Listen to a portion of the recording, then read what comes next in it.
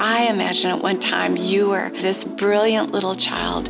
As we enter into adulthood, what was brilliant in childhood can actually get in the way of you living the life you want to live.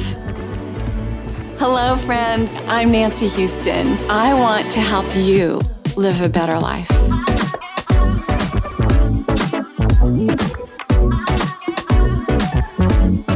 We're all emotional creatures who sometimes think. And so it's so important that we make this journey from our heads into the depths of our hearts. Welcome to the In-Between with Nancy Houston.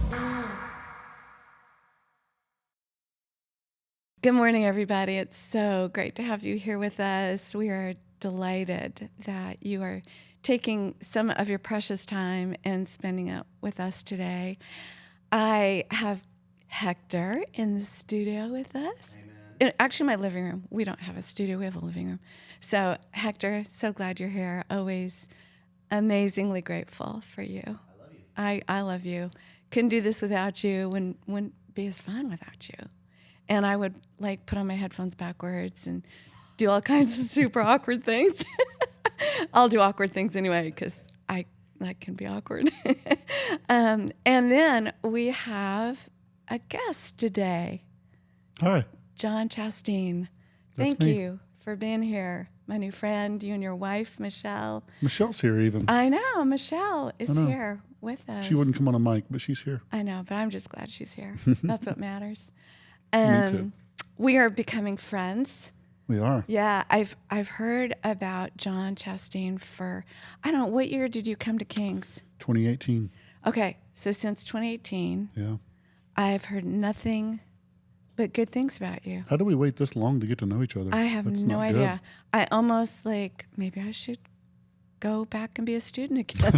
You don't have to do that to be my friend. Thank you. That'd be a very expensive endeavor. Thank you, because I've thought long and hard about that, and I'm like, man, I think I'm past. You have enough education. You're good. Well, thanks. I love to learn, and I always feel like sometimes people call me an expert, and I really hate that because I'm like, man, I always feel like I'm just in the trenches trying to figure out something, and that I never fully get it. Right. You know what I mean? Right. And I know I never fully get it. If you ever did, I'd be concerned. Yeah. People that think they fully get it don't really get it. Yeah. You know? Well, I was reading something in Proverbs this morning that said, dreamers can think they know more than a whole college campus of professors, or something like that. What was that? And what was that? That had to have been the Passion Translation. It was the message. It The sounds message, like okay. the passage. Yeah, it sounds like the Passion, but it was just calling out kind of like know-it-alls. Mm-hmm. And Nobody likes a know-it-all. Nobody appreciates a know-it-all at all. It's just it's icky. It's icky. That's a good word for it. I just can't find another word. It's icky, So I've always heard the best things about you, and it always relates to how you treat other people and how you've been a redeeming leader at the last place you were leading at. And I love to hear that because, God, we're living in a world where a lot of people have been hurt deeply by leadership. Yeah, it's very common. It's more common than hearing about a great leader. Yeah. Which really I think so. Which really saddens me. Yeah. I think our culture has become so obsessed with becoming something, becoming an influencer, becoming rich, becoming whatever, that without really knowing it, we railroad people to build ourselves. We push off, so I played basketball through college, and I'm 6'7", so a lot of times I was down low, right? Rebounding. And nothing was a bigger pet peeve to me than when a little bitty 5'6" guy would come down in the paint and put his arm on my shoulder and push off of me to elevate himself over me to get a rebound. And we'd call it pushing off. Yeah. And I think that that's become a part of our culture where if we're not tall enough in stature, not a good enough leader, not wealthy enough, not influential enough, if I can just get on the right podcast, get the right number of followers, get the right conference speaking engagements, just to elevate myself. And if whatever I have to do, I'll do it. If I got to push off somebody else, I'll push off somebody else. Man. And so because of that, we've left a wake of bodies. There's a new instrument that I took recently that describes what kind of leader you are. Mm-hmm. And you're describing the opportunistic leader. Opportunistic leader. Opportunistic. Yeah. Where they will happily climb up your back and step on your head to get where they're going. Yeah. And to me, it's so, I don't know, like as a Christian, I always think, but wait, I thought we were supposed to be followers. Right. And I never have ever experienced Jesus as using anyone as an opportunity, right? As my next great opportunity. Yeah. He avoided the crowds. Yeah. He walked away from the attention. Didn't want any part of it. I know. And part of it's our fault, the church's fault, whatever. Yeah. Capital C church, whatever. We've kind of created kings. Yeah, we have. We want a king. We were no different than the Israelites. Israelites were like, we want a king. Yeah. And God was like, no, I want to be your king. You don't know what you're wanting. Yeah. And finally God was like, well, give them what they want. We're going to give them a king. Wow. And so we're kind of guilty of putting people on pedestals. We are. Well, I think we've had to, in the last few years, I've realized I have to look at myself. Yeah.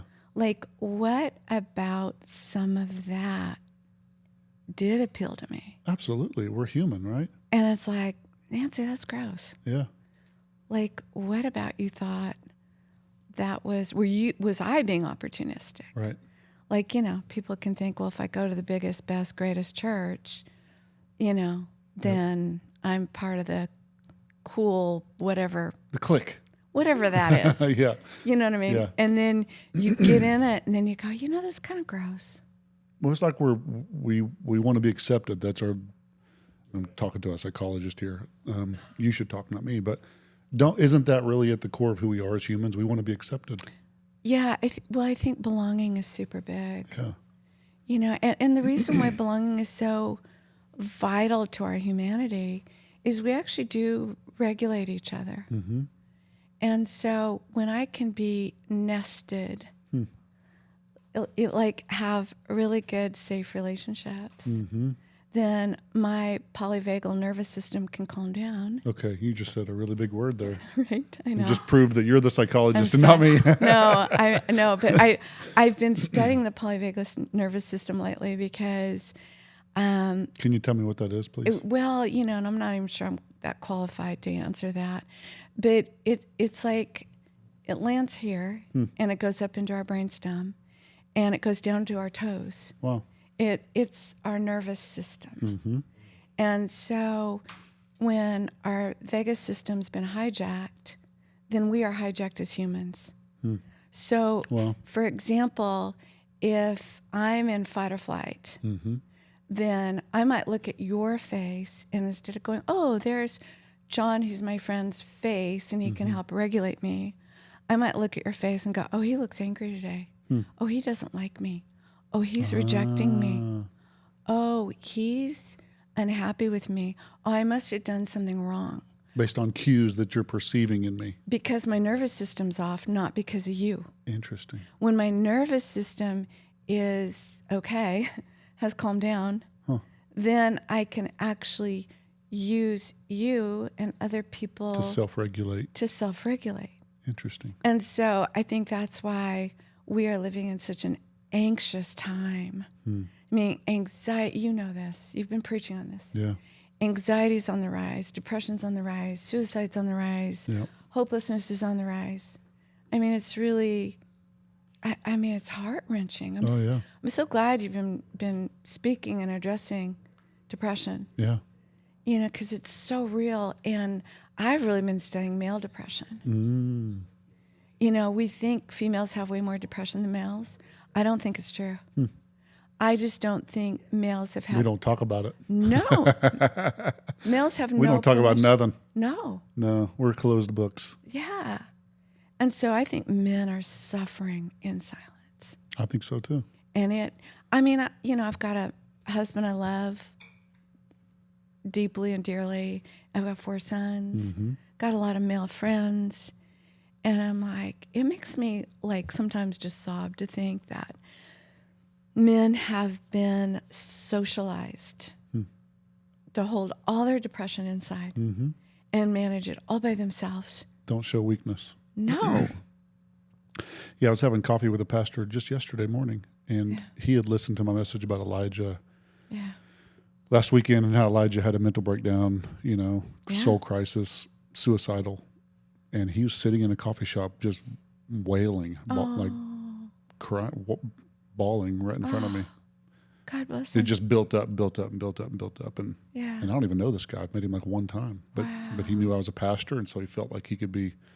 And that's even more compounding for pastors, because pastors have to keep our shields up. We're the ones supposed to be put together. Truth is, we're jacked up, more jacked up than most else. Well, wouldn't it be nice if pastors had permission to be humans? Right. That's why probably you and I share this passion of leadership. Yeah. And I've had a lot of pastors in my leadership groups because I'm like, dude, you have to have some place where you can be human. They're super lonely. Oh, it's so lonely. Most pastors are really, really lonely. Yeah. It's horrible. The 5 years I pastored, I got to feeling so lonely. I got to feeling so incredibly lonely. Yeah. I hated it. Well, the people that, how do you put it? One, you're just giving and giving and giving and giving. And if you're not receiving from somewhere, you're going to deplete yourself pretty quick. But also, the people that do come up to you, they want something. Yeah. Or they want to give you advice, or they want to correct you. Or so it's like, you don't get anybody, rarely do you find somebody that just wants to be your friend. Yeah. That doesn't need you or want something or need something. I think that's when I developed such a heart for pastors. Yeah.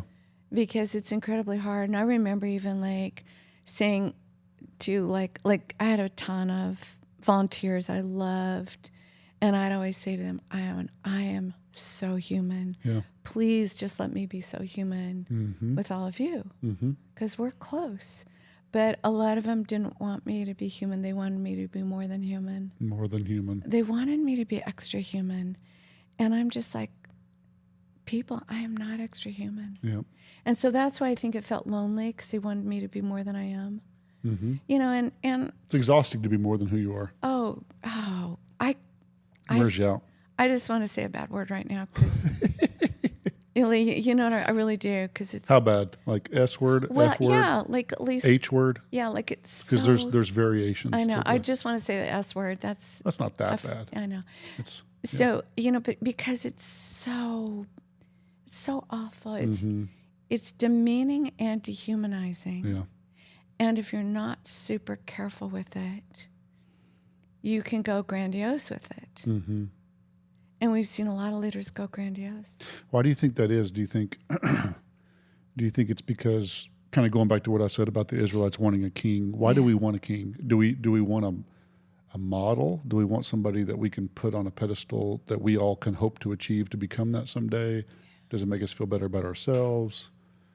Why is it that we put people on pedestals, you think? That's a great question. I'd love to hear your thoughts on that. What do you think? You're the psychologist. I'm supposed to ask you hard questions. You're the pastor, so I'm going to ask you the hard questions. I think it comes back to, it's hard to put a puzzle together if you don't have the box in front of you. Ooh. So. Oh yeah. So when my life feels broken, I want to have hope that I can fix my life. Yeah. And if I don't have something to look at to say, maybe my life could look like that.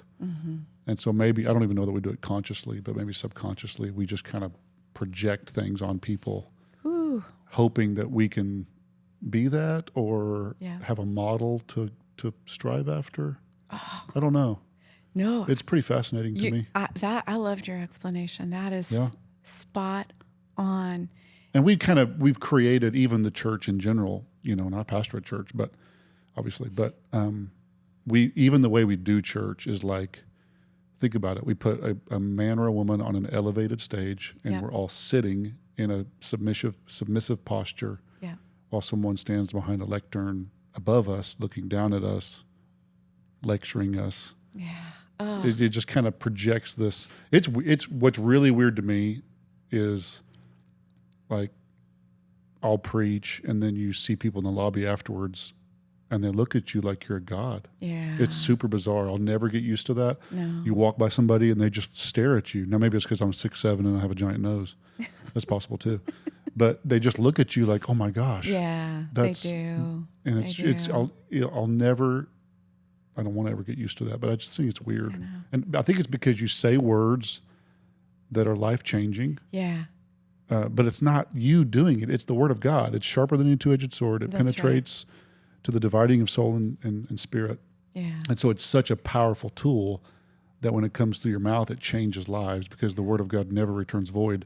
But for some reason, people project as though you are the one that saved me. Isn't that the truth? Oh, I loved it. I remember listening to an older woman who was like a very popular conference speaker and such, and she'd say once in a while, she'd have like men say, I've just fallen in love with you. And she'd say, no, you haven't.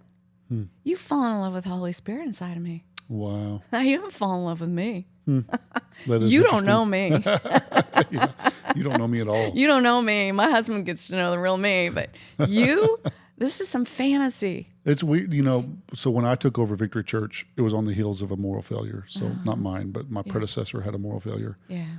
And those were just 2 or 3 of the worst, most challenging years of my entire life. I bet. And, people had been going to that church for 20 years. He was the founding pastor. Wow. And so people would come up to me, why can't he come back? Why can't? And they would say things like, he changed my life. Yeah. This man changed my life. And I say that just to say that it kind of gives you a glimpse into the impact that a pastor has on a person spiritually. And for some reason, we equate spiritual transformation to some sort of a weird, idolistic, like the pastor becomes an idol. Yes. And so what we do is we create narcissists. And the pastor, if you're not careful, if you don't have your guard up, I mean, when Jesus got attention, he was quick to deflect and withdraw. Yeah. He refused to receive that, even though he was God, he had every right to, but he would walk away from it. And I think over years and years and years of big stages, great sermons, accolades, followers, it just penetrates a pastor's soul over time to where, you can't help but absorb that. I'm guessing. I don't know. I'm speculating. No, I think you're right. I mean, and then not everybody. I know pastors that have been pastoring for 30 years that pastor some of the largest churches in America who, in my opinion, have some of the purest hearts, most humble. Yeah. So I don't know what the formula is. I don't either. But I think this is where I love to focus, like in the leadership groups I do, I like to focus on, if you can lead yourself well, you can lead, you might have a chance of leading others better. That's really good. Right? Yep. So I'm always constantly like, how are you leading you? Mm-hmm. Are you getting caught up in grandiosity? Yep. Because that's a danger zone, my friend. Yeah. I remember when I was on staff at a church and I'd go to Central Market, just buying groceries, right? Yep. And, I'd have like 4 or 5 people come up and say, oh my gosh, this thing you taught changed my life. Yep. And I remember leaving there one day and getting in my car and I'm like, I don't think that's good for me. I don't think that's good for me. I think I need to leave. Yeah. Yeah. Because what if that, we all have to realize we're so susceptible to every seduction. Mm-hmm.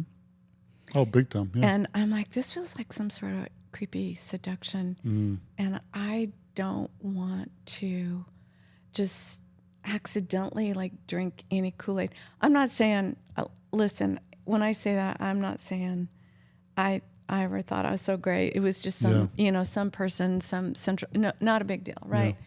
So I can't imagine. Well, it's intoxicating. Yeah, right? It's an intoxicating feeling. Yeah. And it goes back to what we were talking about earlier. We all want to be accepted. We all want to be. We do. And when someone accepts us,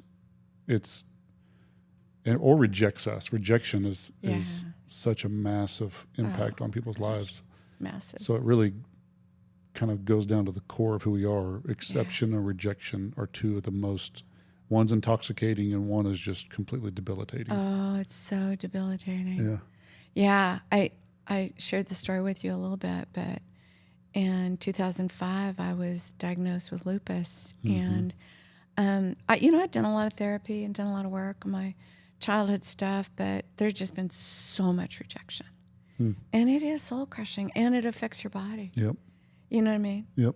And I love that you're doing this series on attempting to help people connect their body, soul, spirits. Yeah. It's hard, especially as a pastor, because I'm not a doctor or a psychologist, but it's fascinating to me. All of these connecting points. Yeah. How everything's.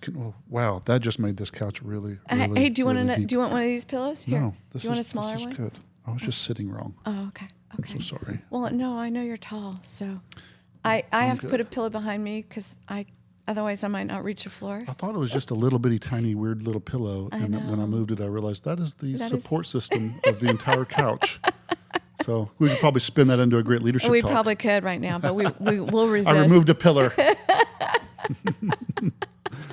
Right. Well, maybe it is the pillar of humility. Maybe so. I don't know. People ask me all the time, how do you stay humble? And I say, I don't really know. I know that I have a wife that keeps me humble. Yes. She's right here. Yes. Right. And, hey, babe, how was my sermon today? She's like, it's okay. Yeah.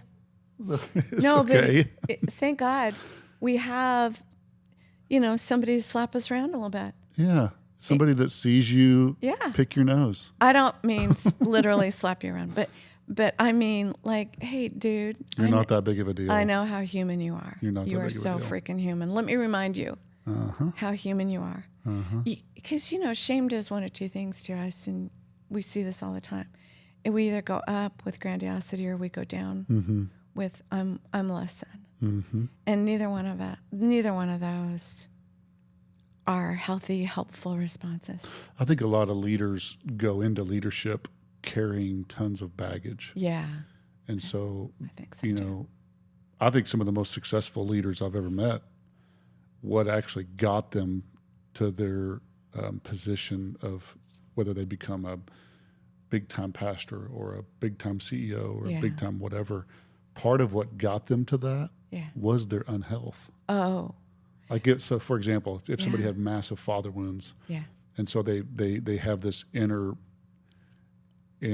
vow of I'm going to prove that my dad was wrong. Yeah. My dad told me I'm a loser. I'll never amount to anything. And so, and a negative rejection from a father could actually project you into success, but it was done from a wound. Totally. Totally. Have you had a personal wound that has helped you become a better leader? I don't know. I wrote that book. I wrote a book called Half the Battle that talked about I haven't read that. Oh, you haven't? I didn't know that. I'll have to read it. It's about inner wounds and inner healing and I wrote a whole chapter on rejection. Yeah. And so anyways, I was on a podcast one time and this counselor was asking me, what gave you, how did you write that podcast? What wound did you have? They just assumed that since I wrote a whole book about how to escape it and get out of it. Yeah. I was like, I'm sure I've had wounds. I'm not saying that I've never had anything happen to me, but my dad was a pastor. My mom, I don't carry a ton of baggage. Like if I could be half the man my dad is, I would be massively successful. My dad pastored tiny churches, 100 people, 150 people. So it's part of the reason why I never wanted to be a pastor.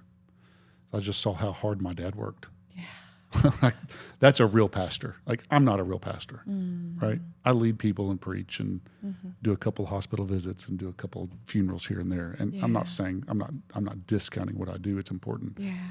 But man, people that pastor 100 people, 150 people, 200 people, 300 people, those are real pastors. Yeah. Like I watched my dad do that.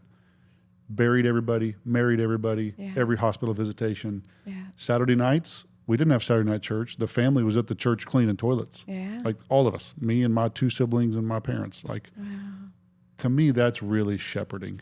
And so my parents weren't perfect, but they were pretty darn close. Oh. Pretty darn close. I love that, Jon. I love that. God set you up like that. That's really sweet. I think my biggest wounds have been just experiential in ministry. Yeah. Right. Oh yeah. There's plenty of people. those. It happens. It's a Tuesday in ministry. Yeah, you know. it is. Yeah. But some of the big shaping things for my leadership has been, I've probably learned more by being under poor leadership than I have been under good leadership. That's true. Like, Isn't that true? It shaped me better than anything. Like, I will never treat people like that. I will never do that. I will never say that. And that kind of shaped me more than anything. Yeah. Probably. The suffering that you experienced under poor leadership. Yeah. Yeah, it really can shape us. It can be a huge gift. Mm-hmm. Because it can. It's painful. It can be so painful. Yeah. But you know, when I'm in seasons of suffering, and I think this because I'm way older now, and I've learned that suffering is actually one of my greatest teachers. Wow. You know, and so I always pray like, God, the suffering sucks. Yep. I'd really like to be over. Yep. And please don't waste this suffering, and may I not waste the suffering. Yeah. Right. When I first became lead pastor, man, we were just bleeding out, and people were leaving. Giving was down. It was hell. And I read this book during that season from my friend Sam Chand wrote it. It was called Leadership Pain. Oh. And it was such a great book for me during that season. Talks about, never trust a leader that doesn't have a limp. Yeah. And he doesn't call it leadership. He calls it bleedership. Oh, that's because you're going to bleed. You're going to bleed. Bleeding makes you a better leader. I've got a few leadership things I'm bleeding on a little bit now. Yeah. All the time, probably. Most of the time. Yeah. There's a few like, how do I lead here? Where do I need to grow me as a leader right this minute? Yep. What is that saying to me about where I've dropped the ball? Yeah. You know what I mean? Yeah, it's like absolutely. This constant, like I try to let the leadership challenge that I experience really challenge me. And where is my growth in this? It's real easy to go, God, I'm so annoyed with you. Or to be the victim. Yeah. Yeah. Oh, man. Here's the danger about a victim stance. Oftentimes we victimize from a victim stance.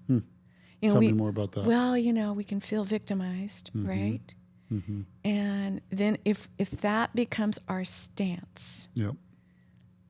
then eventually we'll start victimizing those around us. It's just how it rolls. It reflects back onto them. It totally does. Yeah. Because we've taken a stance. Now, I think we go through seasons where we've been victimized, right? And sometimes the first step to healing is go, man, I've been victimized. Like, admit it, right? Yep. You kind of have to be a victim before you can be a survivor. And so I remember a therapist telling me that because, I needed to work through some like sexual trauma, and I'm like, I am never being... I can be a stubborn little thing. I'm like, I got some fight in me, And I would say, man, I'm not a victim. I'm no victim. And my therapist just said, hey, Nancy, or you're going to have to admit that you're victimized. That you actually were. Yeah. That you were victimized. And then we'll start working. Because victim is such a... minimizing word. Like, I don't want to minimize. I know. Maybe minimize isn't the right word. Well, I think it makes like you're admitting. Yeah. I felt totally disempowered. That's right. I had no power over that situation, and none of us like to feel absolutely like I lose had control. No freaking power of that. Yep. And I think that was it for me. I wanted to have a sense if I had some power, and he's like, "Did you?" Wow. I might know. Wow. You had to come to that place first, and then I heal did. from there. Yeah, I mean, that was, you know what, Wow. 30 years, 40 years ago, and I still remember it. Wow. Like, he really challenged me, like, no, yeah, you were a victim. And we're going to have to deal with that first. I'm like, oh, man, okay. Oh, shoot. Yeah, oh, shoot. Oh, shoot. Hey, you know what? But I think that goes back to what you're saying, is we as humans don't like to feel disempowered. Yeah. And maybe that's why we like powerful leaders. Yeah. Because then It's a security blanket for us. I can look at you and transfer some of my insecurities onto you, and you look powerful, and you look like you're in control, and you look like what you're doing, and that makes me feel better. Feel better. Yes, I think that's why we like it. That's interesting. Yeah, it's kind of like love addiction. Yeah.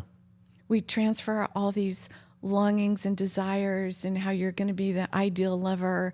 We transfer that onto other people, you know. And then when they disappoint us, we set false expectations. And then whenever when they don't meet our expectations, then we crucify the leader. Canceled.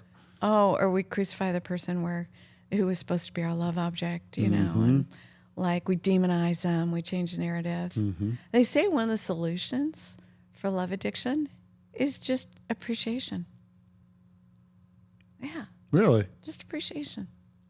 Like, just yeah. be content. Yeah, right? Be thankful in all things. Right? Like, even with our leaders, like, what if we, like, he, she, they're just so human. God, thank you, they're so human. I appreciate that. I appreciate their humanity. I mean, I think that's what Jesus was trying to do. Like, show us that he was fully man. You know, just fully man. He got hungry. He got tired. Yep. I think he got tired of people. I think he got tired of peopling. That's why he would withdraw. Right? Got to get away from these crazy people. Right? He'd go take a nap. I feel like he was an introvert. Yeah. I don't know. I'm making this up on the fly, but I feel like he was, you know, an introvert that can go out and minister, but then he's got to go and recharge. Because he would go recharge. I think that's health. Yeah. Like, right? Like, I love people. I'm super extroverted, but man, if I don't withdraw and mostly to collect me and like, okay, Nancy, where are you at? How's your soul? What do you need to filled back up? Yeah. And usually I just need to withdraw for a while. And then I might need to connect with a few safe people who are part of my nest. You know, like my hubby. Like, we can just hang. Like last night, we were just here sitting on the couch together, snuggling up, watching a podcast. And I'm like, oh, that's my nest. Oh. He's my nest. You know? And we're listening to somebody say, I think Jordan Peterson said something like, first time I'd really listened to him. Well, I read one of his books, but he was saying, yeah, we need somebody who like kind of slaps us up alongside the head. And I kind of tapped my husband on his head, you know. Glad I could help you. Right. And he did the same to me. And I'm like, yeah, we're, you know, right? We keep each other honest, man. It's so good for us. That's awesome. Yeah. I love that. Yeah, I love it too. So I think Jesus was trying to say, stop trying to be superhuman. Yeah. I got hungry. I got tired. I got sick of people. Yeah. I let the disciples down. You know how disturbed the disciples were that they're out there in the middle of that boat and there's a storm and he's sleeping. And he's like, I'm fine with letting you all down. I'm fine with disappointing you. You did it with Martha and Mary with Lazarus. Oh, I'm fine with disappointing y'all. Yeah. Yeah. And so how might that change leaders if they knew, like, I mean, I remember. If there wasn't pressure. Yeah. I heard Henry Cloud years ago. I worked with Jon Chasteen for years. And so, I'd hear things from Henry too. And Henry said, man, if you aren't disappointing somebody every day. Wow. You aren't leading. Wow.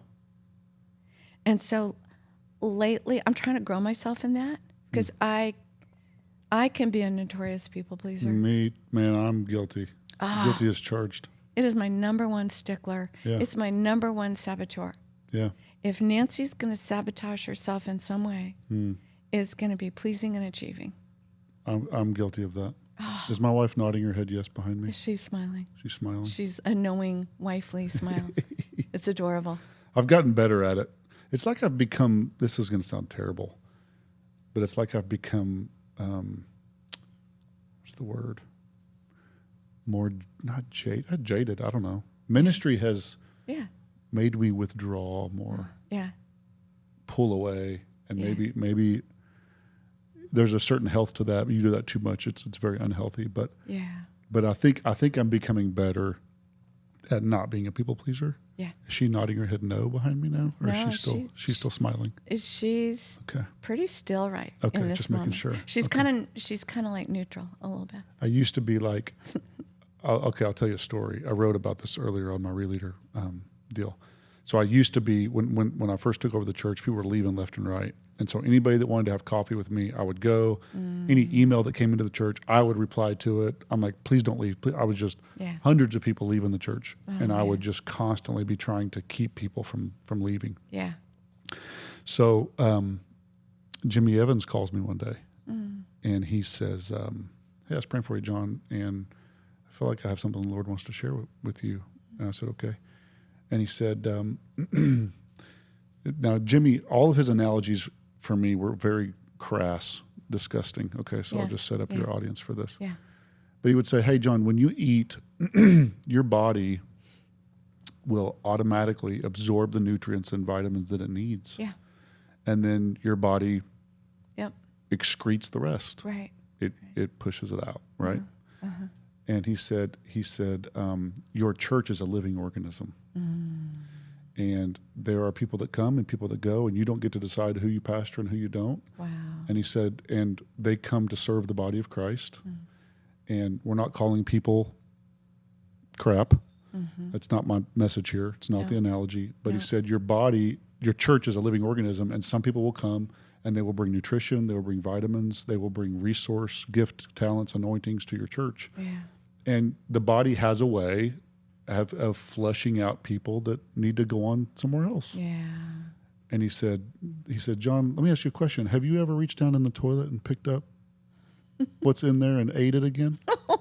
And I said, no, Jimmy, I can't say that I have. For that visual. He said, you know why? He said, because there's nothing nutritious in that. Oh. And he said, every time you chase down somebody who's trying to leave your church, you're trying to force something back into your body. Wow. That your body is saying it's time to move on.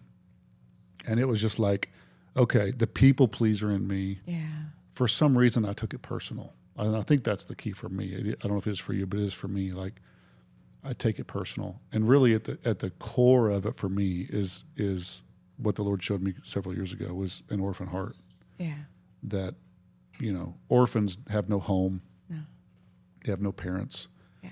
And so an orphan has a longing to belong. Yes. And, if we were orphans at an orphanage and the director of the orphanage came up to us and said, hey, Nancy, today there's a family coming they want to meet you. Now go put your best shirt on and fix your hair. Yeah. And if you act right and speak right and look right, they might love you.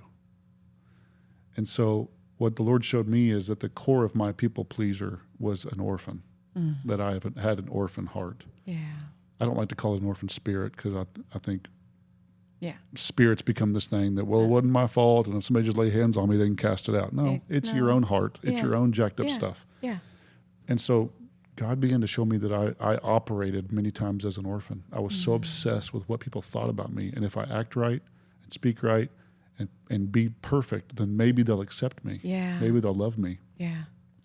And the only way to fix that is to know the Father's love, to know that I'm a son, that, when Jesus was baptized, his Father said, this is my son in whom I'm well pleased. Before he ever did anything. He hadn't done a single miracle. He had accomplished nothing. And so I don't know about you, but for me, the core of my people pleaser was this, but what if, and if I don't, and then they're going to think this, and then this, and this, and that. And I was like, well, even if they do, even if I don't reply to the text in 10 minutes, and even if I don't reply to that email, and even if I don't go to lunch with every single person in my church and they get mad and leave the church. Yeah. But I'm not sure I'm still mastering that one. Me neither. Thank you for sharing that story. I think it's such a relatable story. And that, I came from all this violence.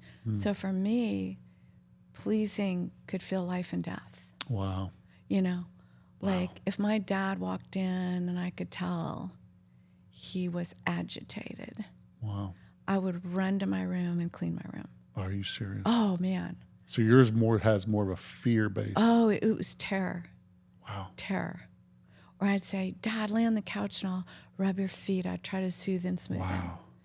And so, like me not pleasing somebody it was so wired into my nervous system that I had to realize, like, this feels like life and death for me. And so I had to go back and do some grief work around that. Like take that little girl in my lap and say, sweetheart, honey, I'm so sorry that you felt like the only way to save your life was to please and to achieve. My gosh. And so, like, if he came home, my brother wasn't there, and it was dinner time, I'd run down the street and find my little brother trying to protect him from a whipping, And then, of course, my dad would pull down his pants, take off his belt, crack the belt, whip him, and then say to me, if you cry, you're next. Well, I'm a crier. I'd always cry. I'm like, damn, tears. Can't control my tears. And so, it was so visceral in my nervous It's so funny how I can manifest the same way. Yes. We're both people pleasers. Right.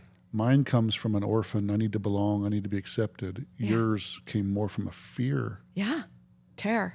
Wow. Yeah, I'd say it was beyond fear. It was terror. That is fascinating. Yeah. Yeah. And like you said, you came from a home where you felt loved and your parents were good people. And, I come from a home of terror. Gosh. You know what I mean? But we kind of end up in the same place. Yeah. I think some of it, I could be wrong here. Probably not, but go ahead. I could be wrong here. I think too many times we've looked through the lens of patriarchy instead of through the lens of what was God's design before the fall. Mm-hmm. Patriarchy requires you to please. Absolutely. Homage, respect, and bow down. Yeah. And it serves those at the top of the heap. It's a hierarchy. And so any humans beneath the top of the hierarchy are learning, get in line, do what you're told, look good, do it right, please, and achieve to make us look good. Yeah. And a few years ago, I was the therapist for some sort of retreat, and a coach was there. And we were sitting at the table talking, and he goes, Nancy, what do you want? And I had one of my moments where I kind of like pounded my fist on the table. Yeah. And I said, I am sick and tired of giving away my gifts and talents to men at the top. That's good. And I'm like, I want to stop it. Wow. And so he worked me through an immunity to change map, which is something I use with my leadership groups. And the first question is, what do you want? Wow. You're supposed to state it in a positive way. All I could say is like, say it. Yeah. I know what What do you want? I'm sick and tired of this. Like, I've spent my life doing this. Wow. Serving men at the top because I'm terrified if I don't, I won't survive. Which feeds right back into your childhood. Yeah. Fear from the top, from the man at the My house. dad was at the top of the pyramid of patriarchy. Absolutely. He's a judge. He's a city attorney. Was he really? Oh, yeah, he makes money. We live in a town, but he kind of like dominates the town. Wow. And he's president of the Elks Club. And, we'd go on vacation, and Mom and the kids would sit in the car for hours while Dad go inside and get drunk. Wow. And, it's BPOE. So I had to entertain myself. So Wow. we, biggest pigs on earth. Couldn't have an iPad or nothing. The acronym for BPOE. What is the biggest pig on earth? The biggest pigs on earth. Because he'd just go in there and we'd sit in the car for 2-3 hours. And Golly. I'd say to my mom, I'm going in to get him. And she's like, no, you're not. You will not move. Wow. Couldn't get out and play in the parking lot. And I'm like, I'm walking to the beach. And she's like, no, you're not. You're sitting in the car. And, it was this whole patriarchal system where women and children had no voice. Wow. I think that's why I've probably read the Book of Ruth 1,000 times. Mm-hmm. Because to me, it's a book on female agency. Wow. Yep. And then it takes me always back to, the first couple of chapters of Genesis, where male and female are made in the image of God. Yeah. And that ideally, imagine if male and female were serving and were on mission together in the kingdom of God. Yeah. How much more could we accomplish? Oh, because I don't think men are ever going to accomplish what men and women can accomplish. I don't ever think women will accomplish what women and men can accomplish. Yeah, I agree with that. I love to surround myself with, like Hector, smart young men. Yeah. You know what I mean? Because I know they're going to bring things to me that we would miss. I don't possess. Yeah. Like, I love listening to the wisdom of my husband because I'm like, dude, you've got things I just don't. And you're going to make me a better human. Mm-hmm. And sometimes, I've looked at the church, I'm like, man, this is like a single parent home. Wow. That's so good. I had on the podcast I used to do, I had Chuck DeGroat on, you know him? Oh, yeah. He wrote When Narcissism Comes to Church. I don't know him, but you know of him. Yeah. When Narcissism Comes to Church. One of my favorite books. And it was fascinating that he talks about how obviously narcissism is rampant in all industries, but the uniqueness of it in church. Oh, because he talks about how it's like the perfect storm for narcissism, because you add the component that isn't in other industries, and that's spiritual power, spiritual. And when somebody gets up and says the Lord said, I know. Like, what do you say? I mean, there's no it's art. the ultimate Totally. Conversation's over. Yeah. I had a faculty member at TKU that told me this one time that I think I agree. He was a theologian, so I'm not going to disagree with him. But he said he sees two forms of leadership in the Bible. In the Old Testament, you have kind of an Old Testament model where Moses goes up to the mountain by himself to hear from the Lord, and everyone else has to stay down. No one else can come with him. One man is going to go to the mountain and don't even touch the mountain, because you'll die if you touch the mountain. And then he comes back down, and it's a thus saith the Lord kind of moment, right? And then he says in the New Testament, in the book of Acts, you see a group of people that I think it's in 16, it's 15, one of those chapters, where they say it seemed good to us and it seemed good to the Holy Spirit. And you see this collaborative style of leadership come on the scene, where it's like we're going to try to get away from this hierarchy of one person says the Lord said and everyone else. And I'm not saying that that's Old Testament. I'm not saying that that's wrong. And his point was, as a theologian, I'm not saying one's better than the other. He was just simply saying there's two forms of leadership. Yes, there are. I think the New Testament's better.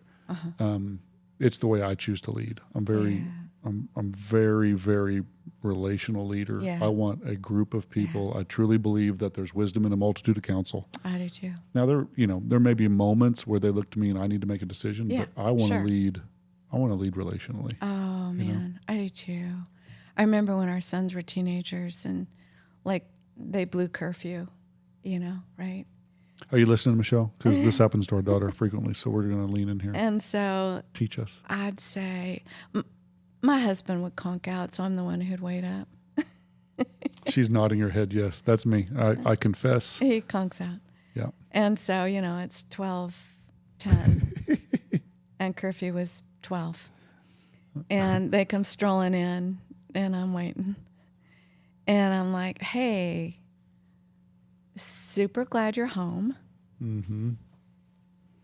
And go on up and go to bed. And in the morning, when you come down, I want you to bring 3 consequences with you for breaking curfew. That's a good idea. Right? And so, the first one would be super lame, like skip breakfast the one morning. You're right. Something really dumb. I'm like, what else you got? And then the second one, that's better. Like, give me the third one. And, like, well, I could give up my car keys for a week. Dude, you're brilliant. I love that one. I love that one. Babe, please write those down. That's brilliant. Because it's like, I wanted to empower them. Yeah. And realize, and that's what you're talking about. That's, I don't want to get too, but that's what you're talking about. Yeah. Is like, instead of flying off the handle, yelling at them. Right. Becoming, like, now I'm the dictator. But like, I want to empower everybody around me and use, I think the best kind of power there is soft power. Mm-hmm. And that's why I'm using it for the good of everyone, including myself. Right? Yeah. Like, I think I used to want to empower to sometimes the detriment of me. Mm-hmm. But I'm like, how do I empower where it's good for you and it's good for me? Yeah. You know what I mean? Yeah. Where David said to Saul, listen, I'm going to honor my life like I honored your life today. Yeah. Because David could have killed him, but he didn't. Yep. And he's like, but I'm going to honor my life too. Yep. And so I'm not believing your manipulative lies anymore. And I'm going to go a separate way. I'm not going home with you. Yep. And I'm like, wow, imagine that's how really good. Healthy we could be as teams, as humans, in our marriages, in our churches, if we could come to a place of realizing your life is a gift, my life is a gift. Yeah. And how are we together going to reflect the image of God to this world? Yeah. How can we do that effectively? Yeah. When I came to TKU, two of the people on my cabinet, president's cabinet, were women, and I had never really led women in leadership teams before. And it took me about 2 weeks to realize that they were the smartest people on my team. They just, you're right. You're so right. We fill each other's weaknesses. Yeah, we do. Right. And we're just so sharp on details. Men suck at details. We're terrible at details. Yeah. Usually. Well, there's just some things. Females have been females have been socialized to attune to some things that are very helpful. Yep. Men have been socialized to not tune into their emotional EQ all that well. Mm-hmm. And I'm not saying that all men don't, because there's men that have incredible EQ. Mm-hmm. You know what I mean? But as a culture, they've typically been trained. We've been trained not to. Yeah, like suck it up. Yep. Get over it. Yep, move on. And I think a lot of emotional intelligence is, first of all, pausing and like, what am I feeling right now? Mm-hmm. What am I experiencing? Mm-hmm. And then I can go from there. One of the things that I really learned from these women, one of them's Dr. Rhonda Davis. I ended up making her my executive VP. She was brilliant. Wow. And she told me something that really made me understand what it must feel like to be a woman in leadership. Mm-hmm. And she told me this story about a circumstance where, not just a circumstance, but every time. She says, John, you don't understand, when I'm invited to a table as a woman, and it's a leadership role or it's a meeting or anything like that, she said, I've been asked to take minutes before by someone when I'm equals with them. Yeah. Or could you get the coffee? Yes. Right. And then she said, what I have to walk through in my mind before I speak. She goes, do you think before you speak? And I go, rarely. I just talk. She goes, as a woman, I have to, before I know exactly what I'm going to say, but before I say it, I have to pause and say, if I'm too aggressive, I'm the power hungry woman in the room. If I'm too soft, then I'm useless. Absolutely. So she says, I'm always trying to find my inflections, my timing, how long I talk. And I was just like, I have never stopped to think about that at all. Because as a male, particularly a white male, particularly a 6 feet 7 inches white male, yes, I just talk and I just lead. Yeah. And if I'm not careful, my voice becomes the loudest in the room. Absolutely. And so it just gave me a really great perspective to see from a woman's seat what it feels like to be in the same room, in the same meeting, with the same authority in some senses. Wow. But she has to completely approach that meeting differently. And how much more emotionally exhausting that has to be. Oh, you know what? She is so spot on. I love it. I'm like, oh my goodness. Yeah. Always. Yeah, you've been there. For me, I remember one meeting I was in, and one of the executives brought up, he asked me, I'm like, dude, why are you asking me? Mm-hmm. He said, so Nancy, what do you think about female elders? And you know, oh yeah. I'm in a room of male pastors, and he's asking. I think I'm one of 2 women in the room. And so I'm doing the whole, okay. How do I say it? How? And it was in relationship to something about, well, no, I made this connection. And I said, well, here's where I am a bit confused, if I may add this. I said, I personally have no desire to be a female elder. But I think it is a bit confusing because we have many women in our body who lead at very high levels. And yet we are not invited to the table, even to have a voice. And I said, so here's something I'm a bit confused about, because here we are the keepers of some of Jack Hayford's treasures. And it's my understanding that Jack always had female leaders and was very empowering of those. So I'm not sure. I haven't been able to put together some of the incongruencies I experienced. That's a great answer. And I was thinking to myself, this may be my last day here. But how even the mental or emotional wear and tear on having to really pause and craft that. Oh, very carefully. Very carefully. Whereas a male or in a lot of instances we just talk. Yeah, you just talk. You have There's freedom. no ramifications. There's no fear of blowback. So I just became really attuned to that, and I learned a lot from them in that regard. That's beautiful. Yeah. I'm so thankful great leaders. You had her to describe what it's like to be, what all goes on for a woman with leadership. Yeah. And I'm confused still when I read I just read the Old Testament like literature. It's just, it's this beautiful, it's literature. It's some of the finest literature. Yeah.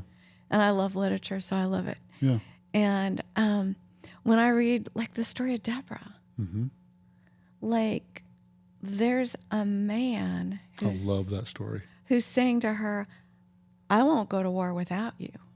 And she said, the women are going to get the credit. He's like, that's one of the most gangster phrases in the whole Bible, where she basically says, paraphrasing, she basically says, I'll go with you, but if I go, this war will be won at the hands of a woman. That's right. And I'm like, oh, snap. Snap. And it really was the hand of Jael, right? Yeah.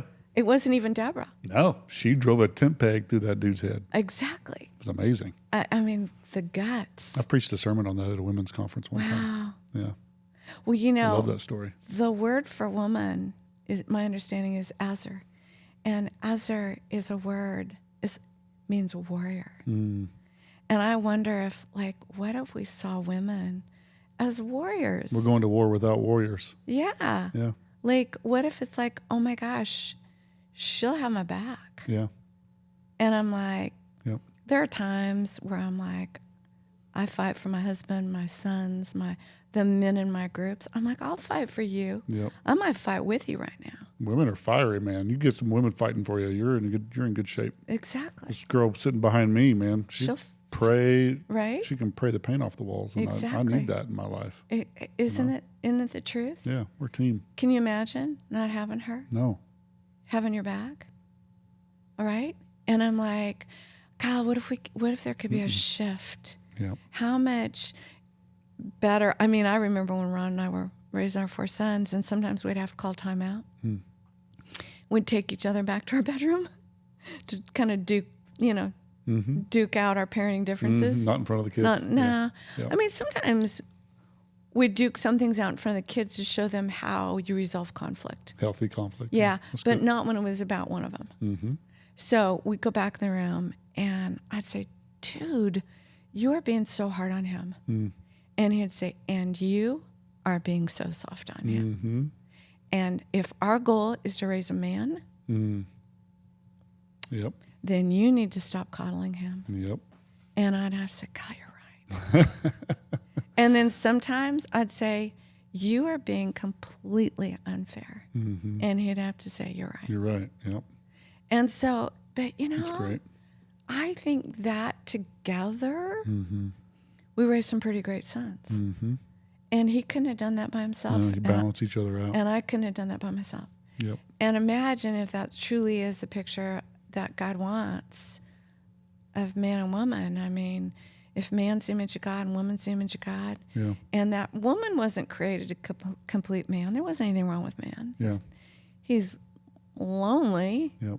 I mean, it's like, she's the North Pole to his South Pole. Yep. And we're more complete when we can see the compass. Yeah. Right. Well, we don't give women. This is another thing that Rhonda used to always talk to me about that I thought was brilliant. Is she goes, I know that most people don't think women can preach, or they don't think women can lead, or they don't think women can do whatever. Yeah. She said, but the reason that most women can't is because they've never been given reps to try. Oh, I know. She said, and this is so true. So true. She says, even if a pastor says, you know what, we're going to give it a shot. Yeah. We're going to throw Sally up on the stage and let her preach this weekend. Yeah. And they throw her up there and let her preach, and she train wrecks it. Oh, yeah. To them, they're like, see? Yeah. Women can't preach. But the problem is we let every guy preach in youth, and then they preach in young adults, and then they preach on Wednesday night, and then they make it to the stage on Sunday. See, he's good. Right. And she goes, it's not our fault. Nobody's giving us reps. Nobody's trained us. And you can't, nobody's giving us a shot. That's right. She said, well, I take that back. She said, it's not about giving somebody a shot. It's about giving someone enough reps so that when they get the shot, they don't train wreck it. Yeah. And I think that's so true. Another thing I see is that women who do preach or speak quite a bit can become men in their presentations. Because they're trying to mimic what everyone likes? Well, they've been told, here's the formula. Intro, 3 points, and an exit, closing. Yep. And I'm like, interesting. God, just be you. I think you call me to be a woman. And if I'm going to get up and talk, I'm talking like a freaking woman. I'm not going to become a mini man. Yep. Because then I'm taking away my imago Dei, how I represent, Yep. how I bring the unique flavor of God to the world. Yep. And I do that through the lens of a female and my feminine self. Absolutely. And so if I become a man in order to succeed, I'm losing my soul. Yep. It's not worth it. I'm not doing it. I did a this summer, I got to teach a class at TKU. It was at Oxford, but it was a TKU class in Oxford, and it was about preaching. Yeah. And somebody asked the question, what's the number one most important thing about preaching? And it's not even close for me. It's be you. Yeah. Like there's nothing that bothers me more than, like if you watch enough preaching, I could watch a preacher and tell you who he listens to or who she listens to. I'm like, you listen to Judah Smith. Yeah. You listen to, you're a Stephen Furtick guy, I can tell. Yeah. Because they try to mimic. Yes. And man, there's nothing that bothers me more. But the same is true with women. Just be you. Don't try to be the model of whatever your hero is or whatever the culture says you need to be. Yeah. Yeah. Well, I've gotten there. I mean, I love getting older because, you kind of get to grow into yourself eventually. Yeah. And you kind of stop giving a... You stop giving a crap. You totally stop giving a shit. Just, you just do. It's so true. You just do. You like... It's so true. I'm 67. I'm over it. What are you going to do? Like, what are you going to do? If you don't like me, too bad. One of my favorite sayings I say to people, Michelle can tell you, is I am married with children. There's nothing you can do to me. That's right. I've got everything I need, man. That's right. Got a mortgage. That's right. You can't hurt me. Well, isn't it great when we can keep growing our resilience? It's good for a couple people pleasers like us when we can do that. I've had to really grow myself up. Me too. Last week I decided I'm gonna disappoint 2 people. I told them I would come to something, but my yes is not being an honest yes. My honest answer is a no. So I'm going to call them back and disappoint them and say I'm not coming. Are you saying that before the week started, you intentionally said, I'm going to disappoint 2 people this week? That's brilliant. And then I did it. And it felt that sounds so amazing. Freaking good. I'm like, yes, Nancy. I celebrated me. I'm like, I failed 2 people. I disappointed 2 people. I broke my word. That's such a good idea. Right? Like, I'm a person of my word. We can get all high and mighty about all that. And I'm like, I wonder if there's something about that real strong correction. So do you know who Steve Cuss is? Yeah, I've heard the name. He wrote a book called Leading. I've read it. Yes. Anxiety. I don't know what it is. Yes, your listeners are like, shut up, John. You don't know what this is. No, I love that guy. He's got the coolest accent. Leadership Anxiety. Yes. Something like that. So I've had him come do stuff for the teams at the church and the university. Oh. But he tells this story in his book or at some point where he had a major people pleaser problem. Yeah. And part of it was to his congregation. And he always felt like he had to preach the perfect sermon every single week. And he would drive himself crazy trying to be perfectionist. And so his counselor, or he decided, kind of similar to what you just said, his counselor told him to go and preach the worst sermon he's ever preached. Yeah. Nothing makes sense. The verses don't even match up with the points. The points they make the sermon makes no sense. I love it. And he said, and I want you to walk off that stage like you just preached the best sermon you've ever preached. And don't make excuses. Don't tell anybody you did it on purpose. You just walk off the stage like, I just nailed it. I nailed it. And he did it. And he said it was the hardest thing he's ever done in his life. Oh. But he said that was part of the... Yeah. Well, I'm just saying, I wonder if there's something to that. There is. Like for you, like, I'm going to disappoint 2 people this week. Yeah.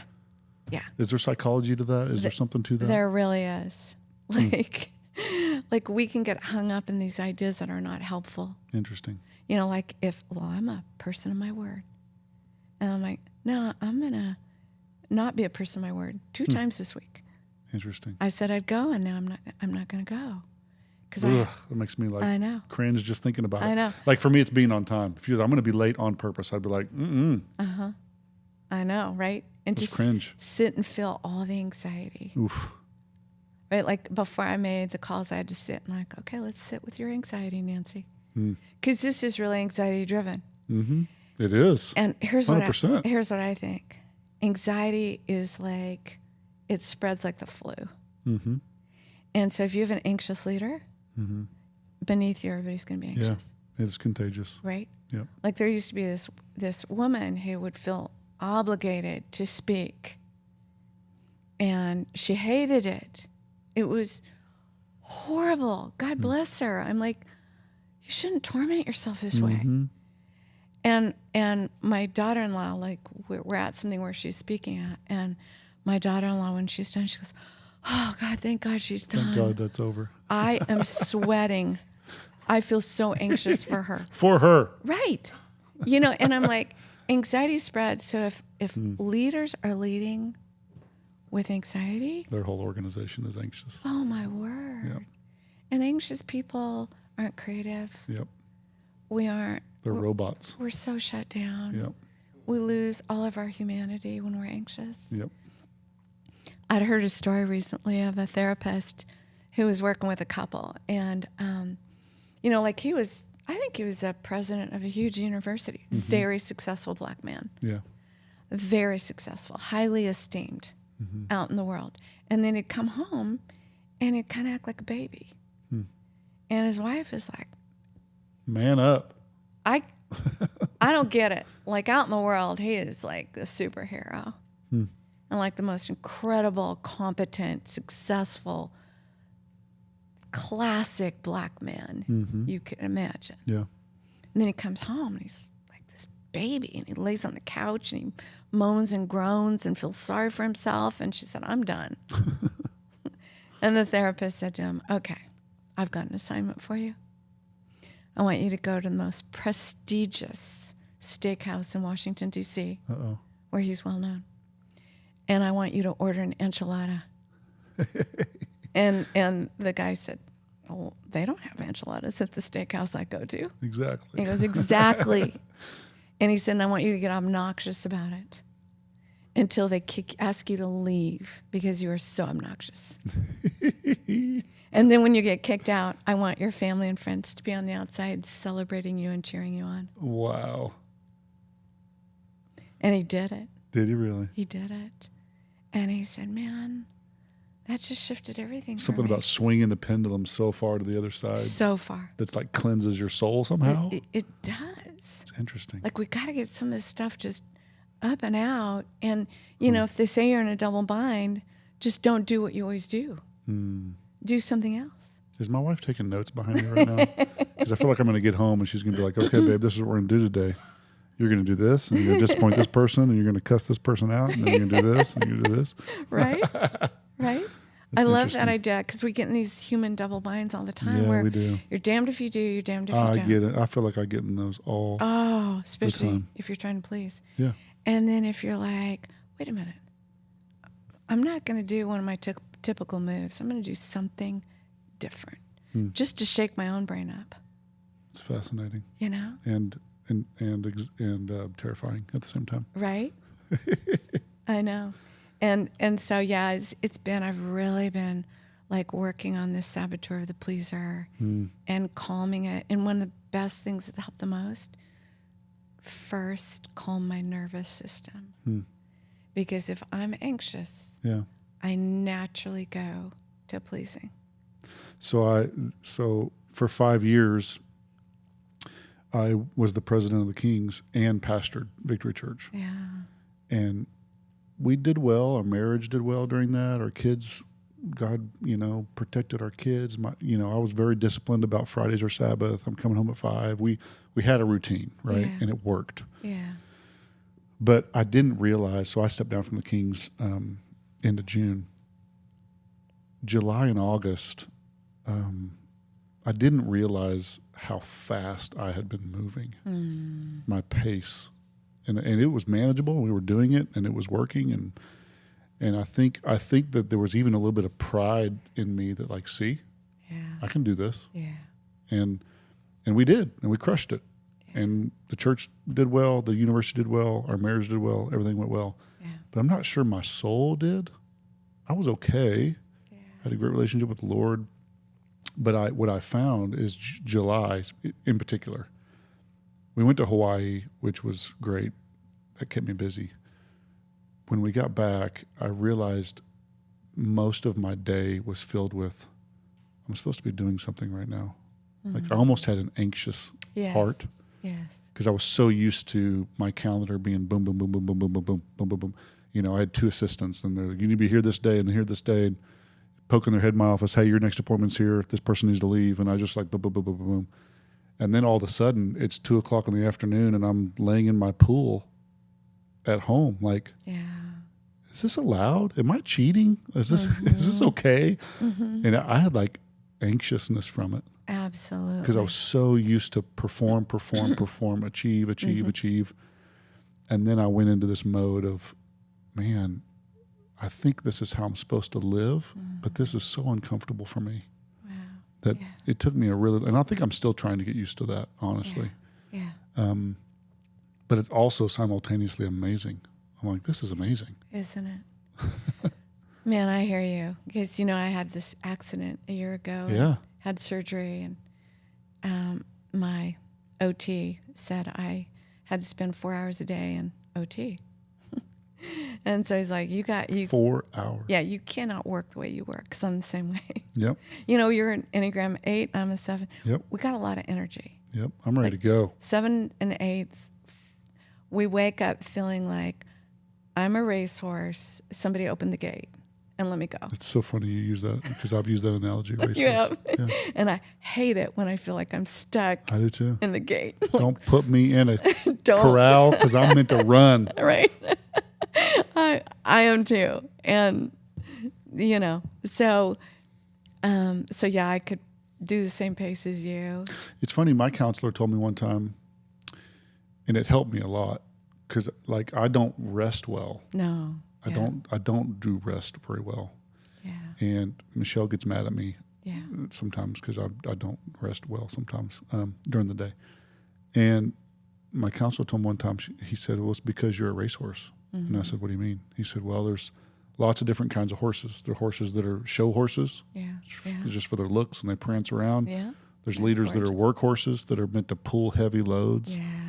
And there's horses that are race horses. Yeah. And he said, and race horses are meant to run. Yeah. You shouldn't feel guilty. That's what you were built to do, is to run. Yeah. And he said, a racehorse, even after a race day, they run. Mm. Even the day after the Kentucky Derby, the very next morning, they run them because they're built to run. Yeah. He said, and I would be interested to see what your perspective is on this. I feel like I should be laying on a couch. I'm getting free counseling here.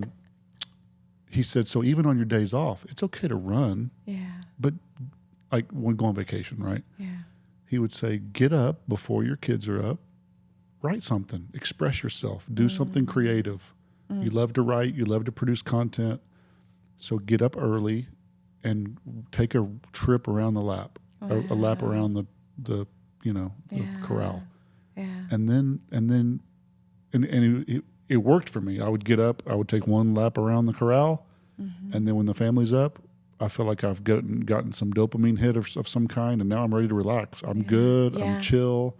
Yeah. From if I get up from 7 to 8, write something, create something, and then from 8 o'clock on, I'm good. I can rest.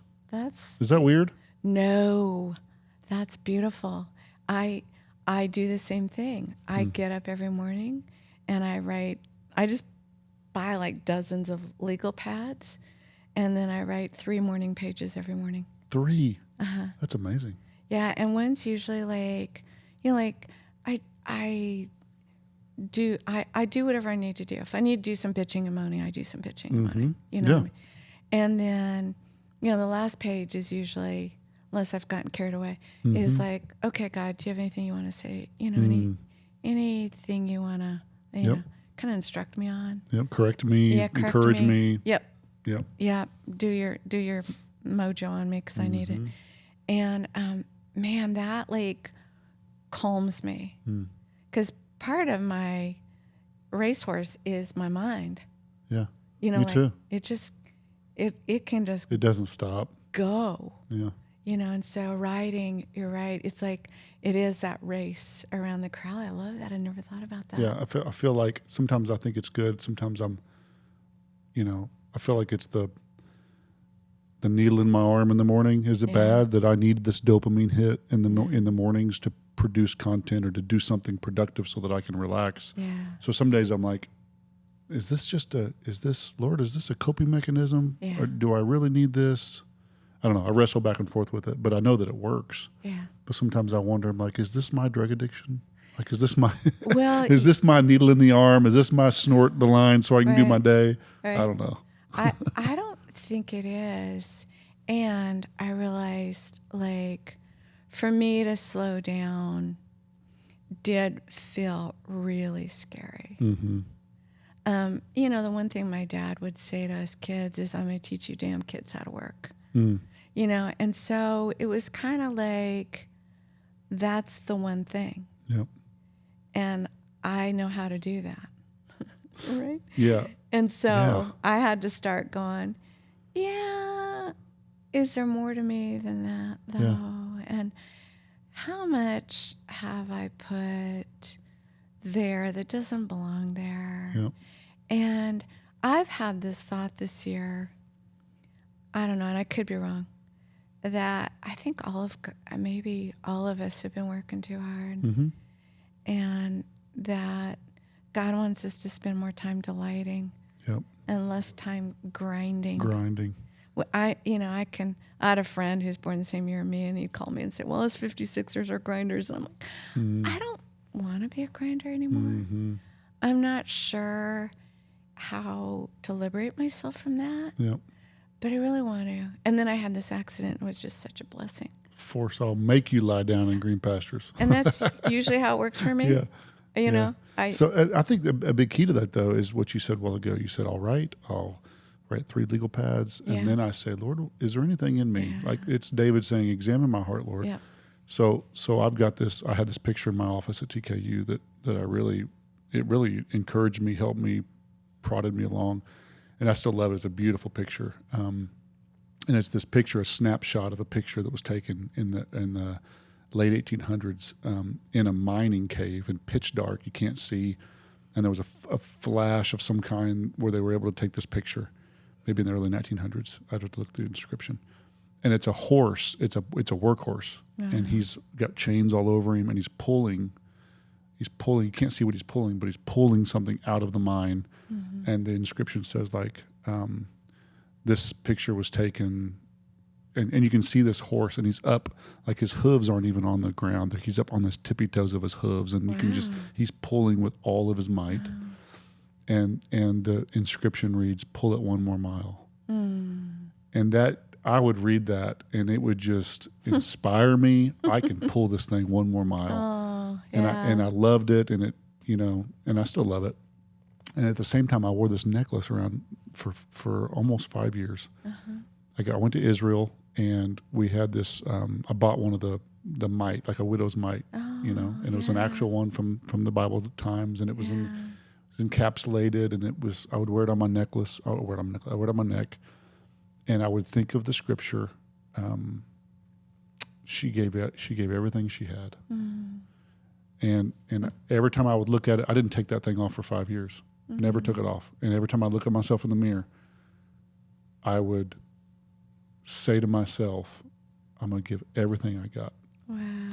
And that brings up emotion for you. It does. What are you feeling? I felt like that. I feel stop counseling me. I'm just I'm curious. kidding. I'm kidding. No, I love it. No, it's great. No, it's really good. It's a really great question. I think it makes me feel proud. Like I did that. Yeah. My family, Yeah. we know that God called us here. We know that God called me to TKU. Yeah. And it was a grind for 5 years. Yeah. And the last 2 years was a real grind. And we just wanted to go back to Oklahoma. Oh, I bet. So it helped me get through that. But then around about February or March, I was looking at the mirror one day, and I was kind of giving myself my little pep talk again. I'm going to give it everything I got. And the Lord said, take that off. I want you to take that necklace off. Wow, Jon. And so I took it off. I didn't even really know what that meant. Yeah. Now I do. And what I felt like the Lord was saying, in the next season, I don't need you to give it all you got. I don't need you to. I don't need you to pull it 1 more mile. Wow. That the next season, I'm going to do it for you.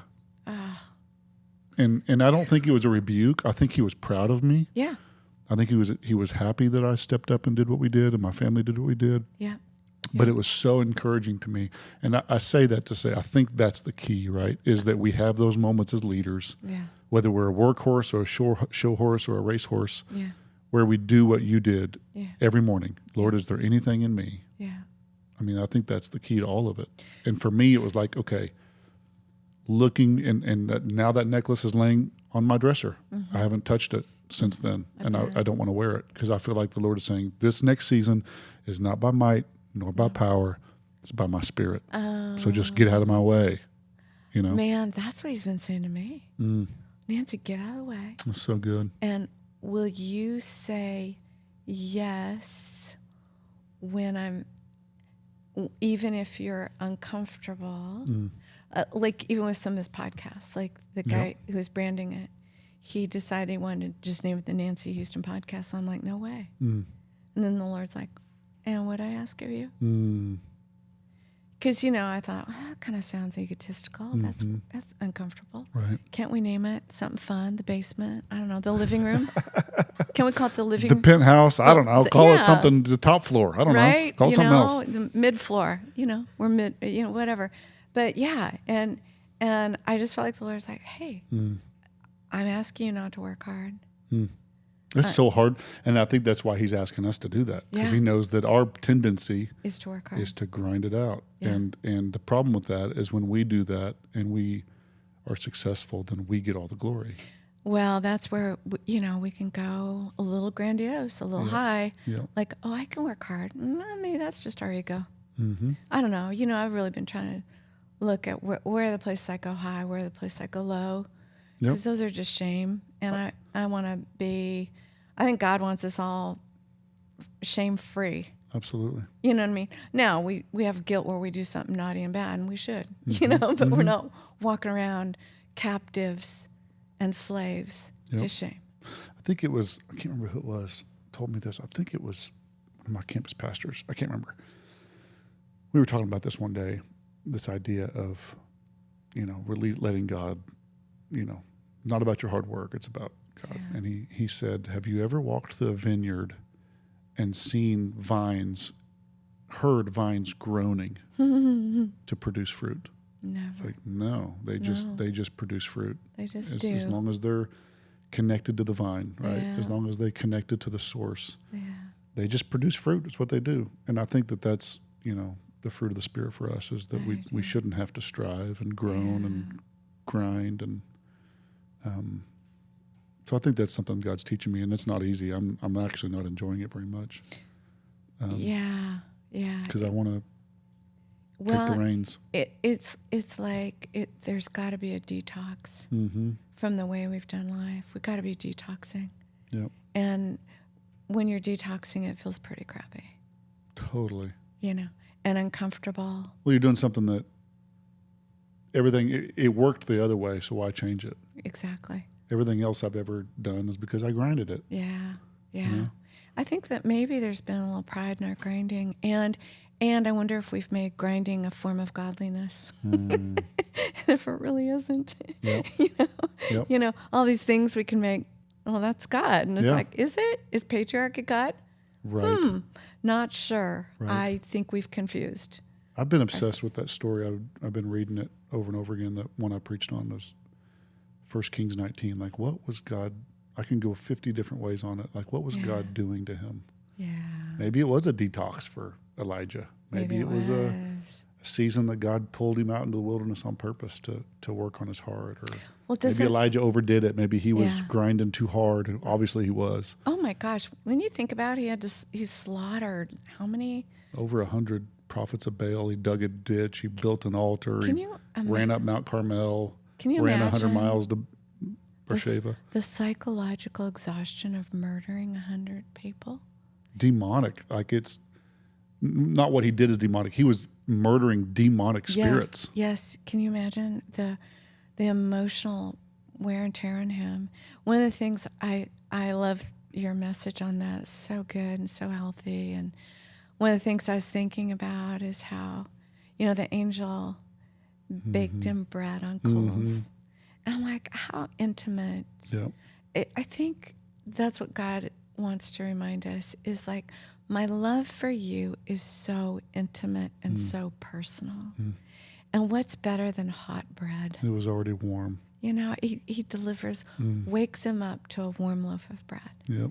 And I'm like, that is an intimate God. Very intimate.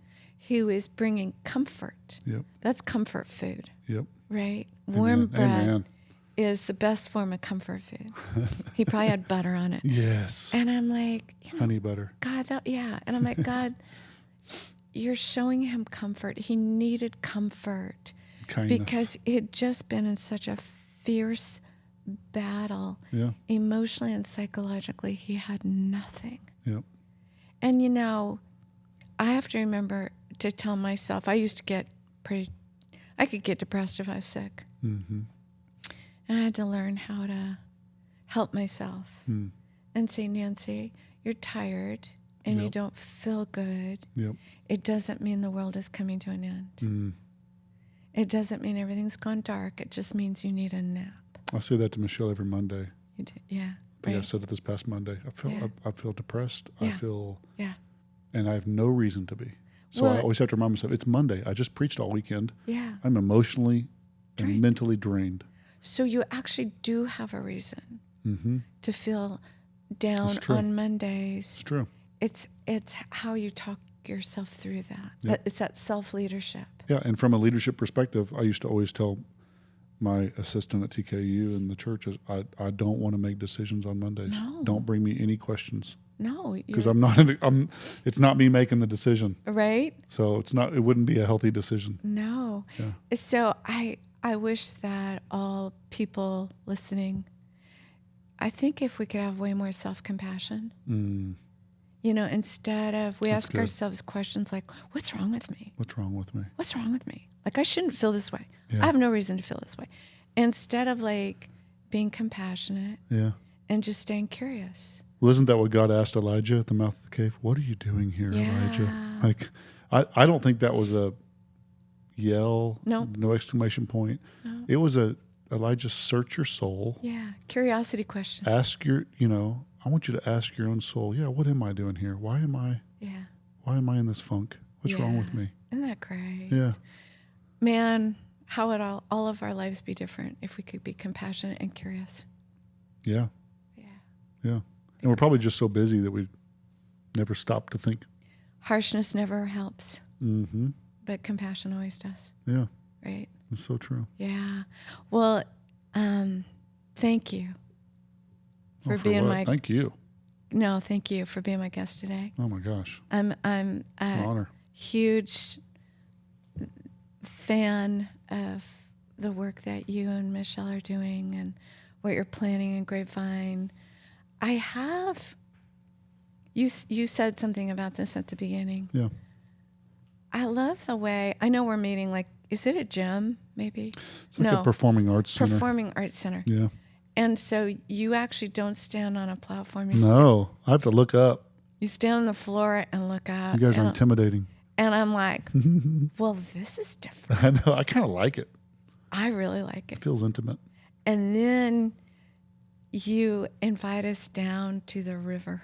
Like, let's get in the river, people. Yeah. And I'm like, I've loved it because in our married life, typically it'll kind of be like, well, honey, should we go down, Yeah. Nudge, nudge. Yeah. Man. I think I'm tired of church, and I don't mean that. I think I'm tired of, so I've done this before. Let's pretend like me, you, and Hector are billionaires. Yeah. I'm worth 10 billion. Hector's worth 20 billion. You're worth 30 billion. Okay. I like these. And odds. we're not Christians at all. We're atheists. Yeah. But we love money. And so we get together and we're like, you know what? We've seen something happening in the world. Yeah. Let's start a church.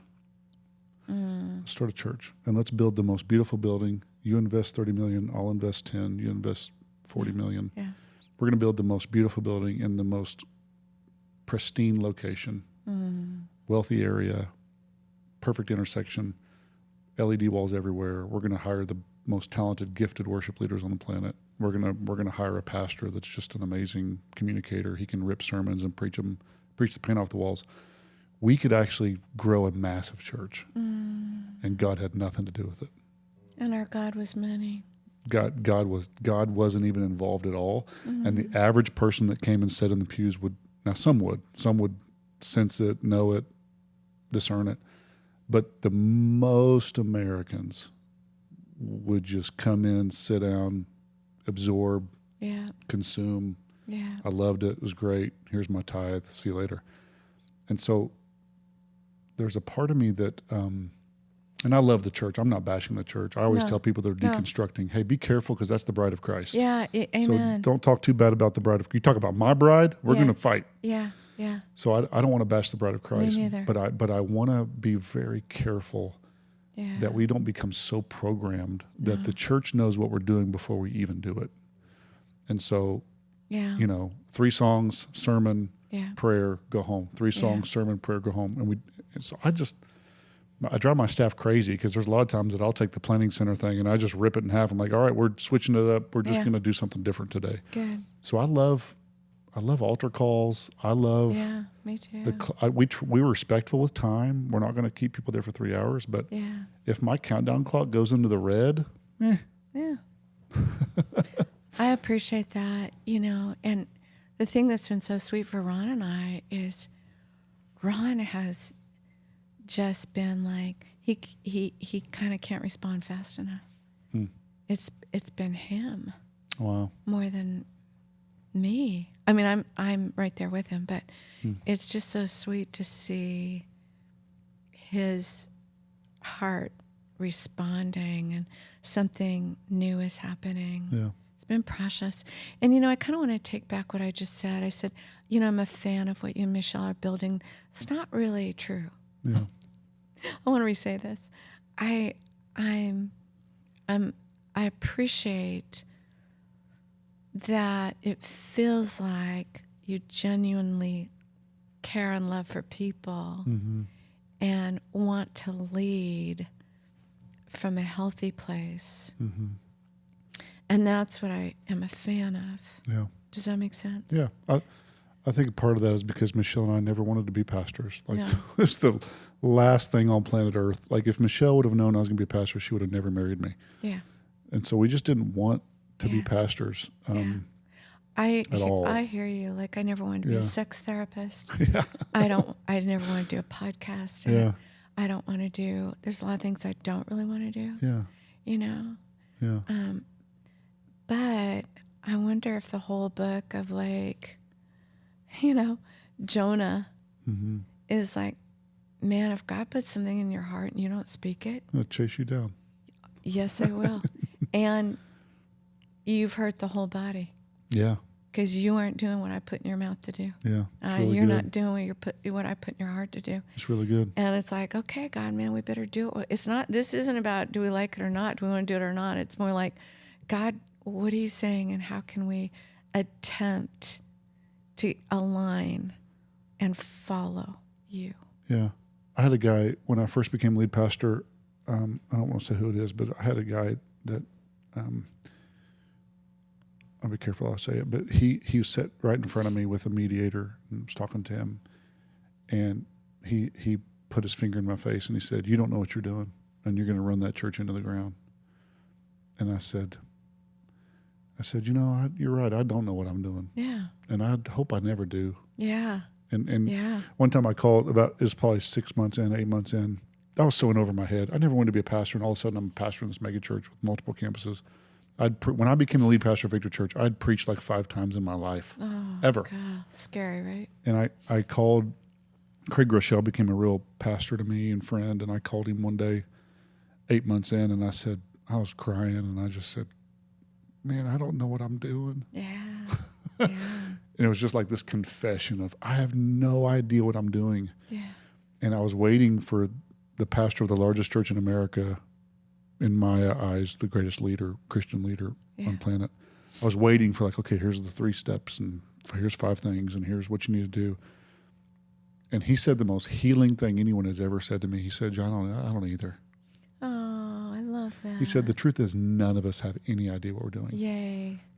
He said, we're all just trying our best to advance the kingdom. Just follow the Lord, right? And that was like the most healing thing anyone ever told me.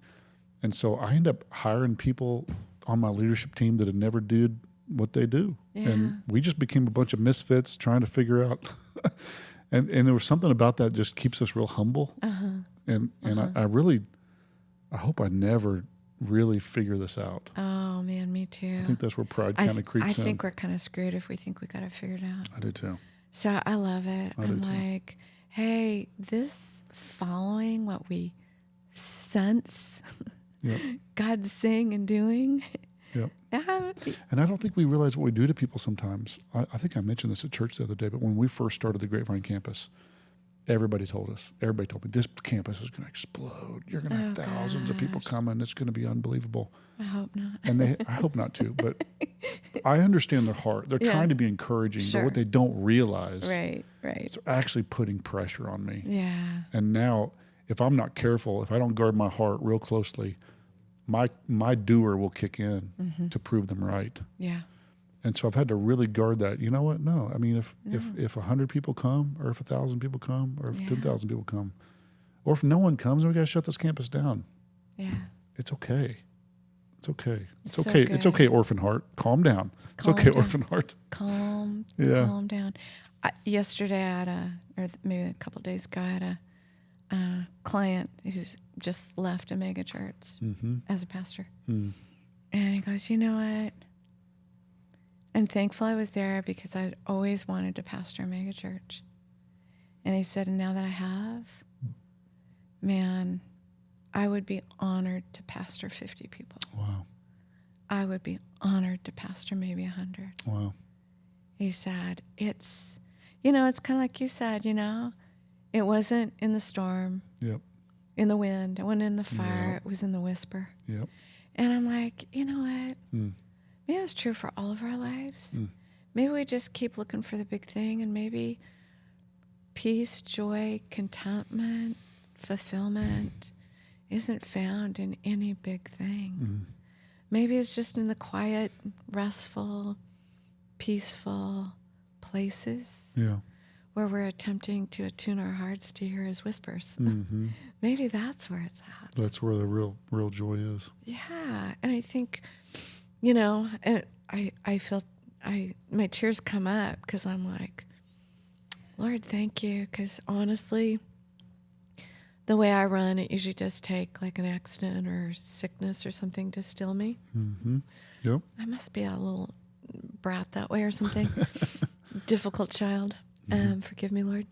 And I'm like, man, I think there's been so much sweetness in this season of suffering because I'm like, oh, I am discovering that it's just in these quiet, peaceful places where God does the sweetest, most meaningful things. Yep. Yep. So that's probably why Paul said, I prayed 3 times, dadgummit, for him to remove that thorn, but just kept saying no. Nope.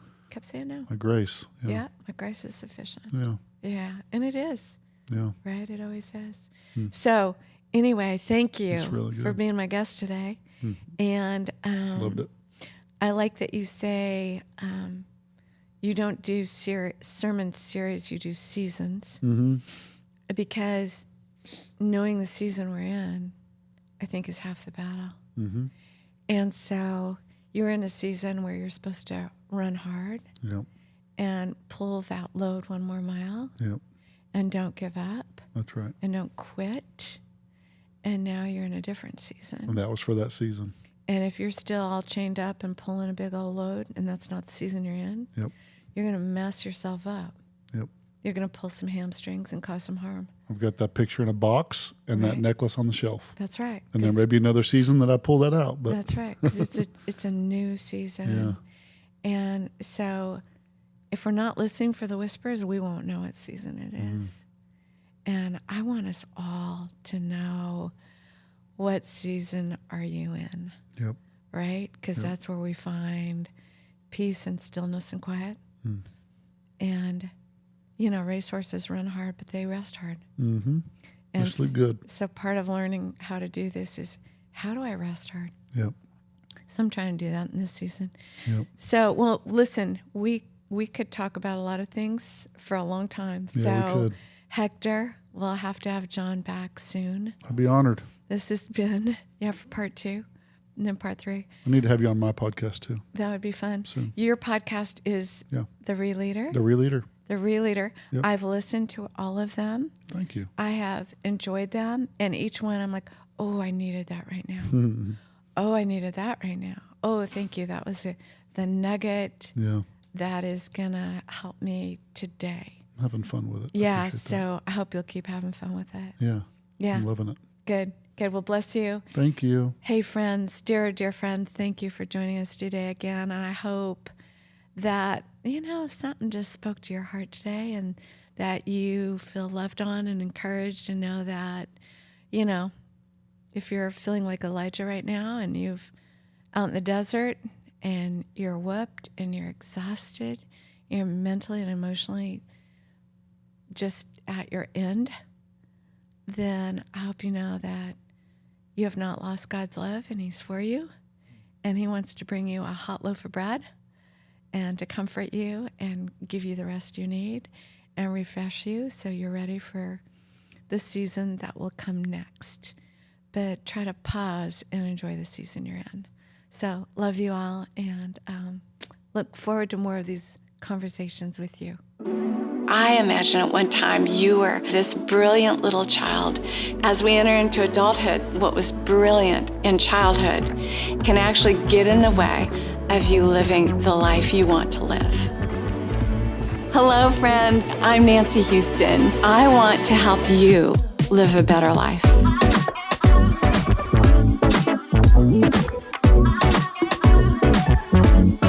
We're all emotional creatures who sometimes think. And so it's so important that we make this journey from our heads into the depths of our hearts. Welcome to the In-Between with Nancy Houston.